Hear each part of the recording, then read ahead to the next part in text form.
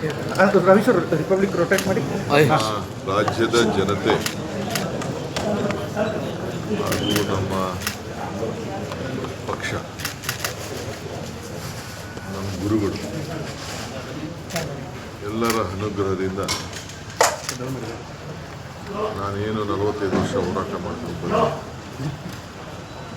ಅದಕ್ಕೆ ಫಲ ಸಿಕ್ಕಿದೆ. ಹಿಂದೆ ಭಾರತ್ ಜೋಡೋ ಸಂದರ್ಭ ಇರ್ಬೋದು, ನಮ್ಮ ಮೇಕೆದಾಟು, ನಮ್ಮ ನೀರು ನಮ್ಮ ಹಕ್ಕು ಹೋರಾಟ ಸಂದರ್ಭ ಇರ್ಬೋದು, ಹಾಗೆಲ್ಲ ಬಂದು ಇಲ್ಲಿ ಪ್ರಾರ್ಥನೆ ಮಾಡಿ ಹೋಗಿದ್ದಾರೆ. ಪ್ರಾರ್ಥನೆಗೆ ಫಲ ಸಿಕ್ಕಿದೆ. ತಾಯಿ ಕಾವೇರಿ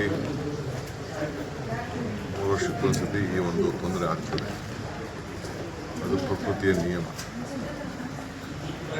ಅದು ಕೂಡ ಇವತ್ತು ಇನ್ನೂ ಸಂಪೂರ್ಣವಾಗಿ ಕೆರೆಗಳು, ಡ್ಯಾಮ್ಗಳು ಇನ್ನೂ ತುಂಬಿಲ್ಲ. ತಮಿಳುನಾಡಿಗೆ ನೀರು ಬಿಡಬೇಕಾದ್ದು ಮತ್ತು ಕಾನೂನನ್ನು ಪಾಲನೆ ಮಾಡಬೇಕಾದ್ದು 2 ದೊಡ್ಡ ಸವಾಲಿದೆ. ಜೊತೆಗೆ ನಮ್ಮ ರೈತರನ್ನು ಕೂಡ ಬದುಕಿಸಬೇಕಾದ್ದು ಒಂದು ದೊಡ್ಡ ಸವಾಲು. ಖಂಡಿತ ರೈತರ ಹಿತ ಕಾಪಾಡ್ತೀನಿ, ನನ್ನ ಕರ್ತವ್ಯ ಕೂಡ. ಕುಡಿಯೋ ನೀರು ಆಗಿರ್ಬೋದು, ವ್ಯವಸಾಯಕ್ಕಿರ್ಬೋದು, ನಾವು ಡ್ಯಾಮ್ನಲ್ಲೇ ನೀರನ್ನು ನೋಡಿಕೊಂಡೇ ನಾವು ರೈತರಿಗೆ ಮಾರ್ಗದರ್ಶನ ಕೊಡಬೇಕಾಗಿದೆ. ಇವತ್ತು ಇಲ್ಲಿಗೆ ಬಂದು ಒಳ್ಳೆ ಮಳೆ ಆಗಲಿ, ಮಳೆಯಿಂದ ಬೆಳೆ ಆಗಲಿ, ನಮ್ಮ ರೈತರಿಗೆ ಅನ್ನ ಸಿಕ್ಕಲಿ, ಅವ್ರ ಬದುಕು ಕಟ್ಕೊಳ್ಳಿ. ಕನ್ನಂಬಾಡಿ ಕಟ್ಟೆ ಅನ್ನದ ತಟ್ಟೆ ಅದನ್ನು ಹೇಳಿ ಹಿಂದೆ ಕೂಡ ನಾನು ಕಾವೇರಿ ಪೂಜೆಯನ್ನು ಮಾಡಿಸಿದ್ದೆ. ನನಗೆ ವಿಶ್ವಾಸ ಇದೆ,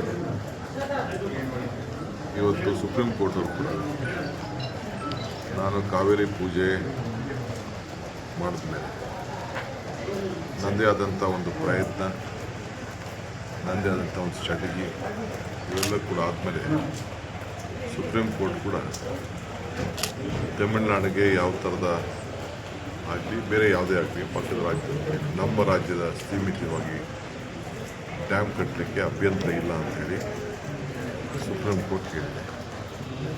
ಅದನ್ನೇ ಈಗಾಗಲೇ ನಮ್ಮ ಕೇಂದ್ರ ಸರ್ಕಾರ ಕೂಡ ತಮಿಳುನಾಡಿನ ಸಂಸತ್ ಸದಸ್ಯರಿಗೆ ಉತ್ತರ ಕೊಡಬೇಕಾದ್ರೆ ಅದನ್ನೇ ಕೂಡ ಅವರು ಪ್ರತಿಪಾದನೆಯನ್ನು ಮಾಡಿದ್ದಾರೆ.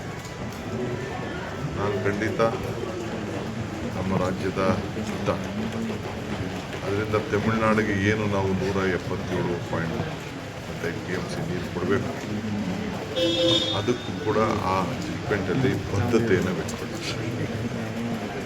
ನಾವು ಅವ್ರಿಗೆ ಕಷ್ಟ ಕಾಲದಲ್ಲಿ ಬೇರೆ ಕಾನೂನಿದೆ, ಕಷ್ಟ ಕಾಲದಲ್ಲಿ ಬರಗಾಲ ಬಂದಂಥ ಸಂದರ್ಭದಲ್ಲಿ ಅದಕ್ಕೊಂದು ನಿಯಮ ಇದೆ. ಈಗಾಗಲೇ ವಾಟರ್ ಮ್ಯಾನೇಜ್ಮೆಂಟ್ ಅಥಾರಿಟಿ ಏನಿದೆ ಅವರು ಕೂಡ ನಮಗೆ